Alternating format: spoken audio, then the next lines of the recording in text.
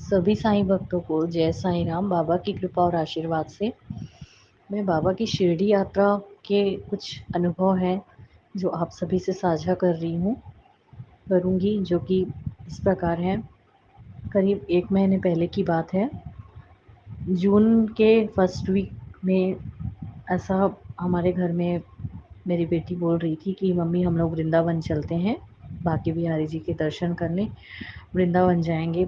तो मैं बोली ठीक है। फिर क्या हुआ कि मेरे मन में ऐसा आ रहा था कि मैं बाबा को बोली कि बाबा भले मुझे आप वृंदावन भी भेजो दर्शन करने के लिए, पर फिर भी मेरा मन है बाबा कि मैं शिरडी भी ज़रूर आऊँ।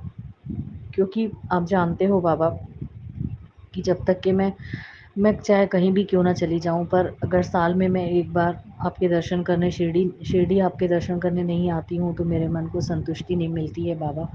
तो मुझे वृंदावन भली ज़रूर भेजो, क्योंकि मेरा मन वहाँ भी जाने का है, वहाँ भी बांके बिहारी जी के दर्शन करने का मेरा बहुत मन है। तो वहाँ भी जाऊँ, पर बाबा मुझे शिरडी भी ज़रूर बुलाना। और अब ऐसा हो रहा है कि स्कूल भी बेटे का स्कूल भी खुलने वाला है, तो फिर मतलब ऐसा नहीं हो पाएगा कि 2-2 जगह हम लोग चले जाएँ, वृंदावन भी जाएँ और शिरडी भी जाएँ ऐसा करके बाबा। पर मेरा मन बहुत है बाबा शिरडी आने का, भले वृंदावन भी भेजो और शिरडी भी मुझे दर्शन के लिए ज़रूर बुलाओ बाबा, ऐसा मैं बाबा को बोल रही थी। फिर क्या हुआ कि कुछ दिनों की बात है, उसके जून में ही शुरू हफ्ते के फिर 2-4 दिनों की बात है, मेरी बेटी बोली कि मम्मी वृंदावन का तो करीब 8 दिन का हमारा ट्रिप बनेगा, क्योंकि वहाँ पे बहुत सारे दार्शनिक स्थल हैं दर्शन के लिए। तो हम लोग वहाँ से 2 दिन में जाके 3 दिन में वापस नहीं आ सकते हैं। जैसे शिरडी में हम लोग 2 दिन में भी दर्शन करके, बाबा का सिर्फ़ एक ही मंदिर है वहाँ पे, तो हम दर्शन करके 2 ही दिन में वापस आ सकते हैं 3 दिन में। तो पर वृंदावन हम लोग नहीं जा पाएँगे मम्मी, और नया-नया करके हमारे लिए होगा वो स्थान दर्शन का, तो हम लोग नहीं जा सकते। 10 दिन का ट्रिप बनेगा और वहाँ पे बहुत सारे दर्शन के स्थल हैं। तो हम लोग मम्मी नहीं जाते वृंदावन, हम लोग अगले साल देख लेंगे, ऐसा बोली मेरी बेटी। तो फिर बोली कि मम्मी मैं शिरडी का टिकट देखती हूँ। तो फिर मैं बोली कि अच्छा ठीक है ऐसा। फिर क्या हुआ कि मेरी बेटी है ना शिरडी का टिकट बनवाई बाबा की कृपा से, और हमारा शिरडी का टिकट बन गया फाइनली। पर हमारा टिकट है ना कन्फर्म नहीं था, ना आने का ना जाने का, वेटिंग में था काफ़ी दिनों तक के। मेरी बेटी बोल रही थी कि मम्मी कुछ दिन पहले मतलब पता लगेगा 1-2 दिन पहले ही कि हमारी टिकट कन्फर्म हुई है कि नहीं है, फिर भी हम लोग तैयारी करके रखेंगे। तो मैं ऐसा है, मैं बोली कि ठीक है।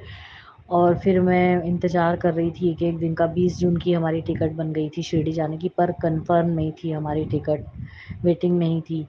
तो मैं फिर भी बाबा को मन में बोल रही थी कि बाबा तुम्हारा मन है, जैसे अगर तुम्हारी इच्छा रही, तुम्हारी कृपा रही, तो हम शिरडी ज़रूर आएँगे दर्शन के लिए।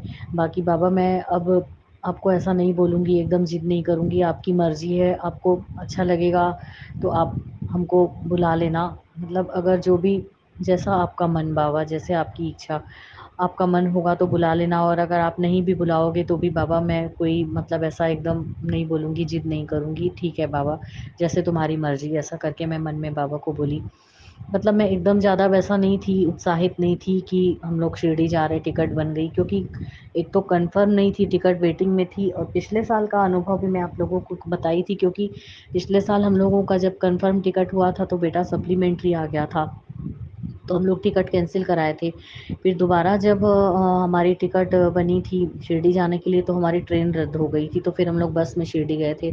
तो पिछली बार मतलब ऐसा बाबा बहुत आज़माइश हुई और बड़ी परीक्षा के बाद हम लोग शिरडी बाबा का दर्शन किए थे। तो इस बार फिर मेरा मन वैसा उत्साहित नहीं था, अ, क्योंकि हमारी कंफर्म टिकट नहीं थी और वेटिंग में थी काफ़ी दिन से। तो फिर मैं बाबा को जैसे बोली कि बस बाबा अब तुम्हारा मन है, बुलाना है तो ठीक, ना बुलाओ तो भी ठीक बाबा, जैसे तुम्हारी मर्ज़ी।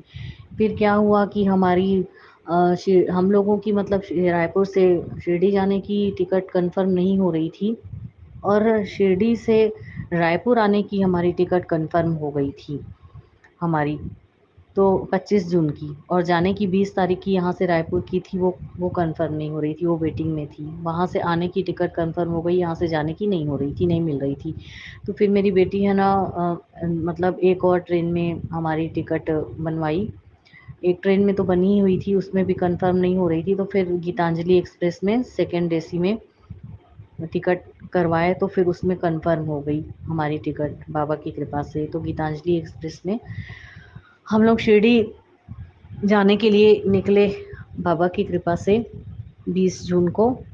तो क्या हुआ कि हमारी टिकट है नासिक तक थी, क्योंकि गीतांजलि एक्सप्रेस का मनमाड़ में स्टॉपेज नहीं रहता है।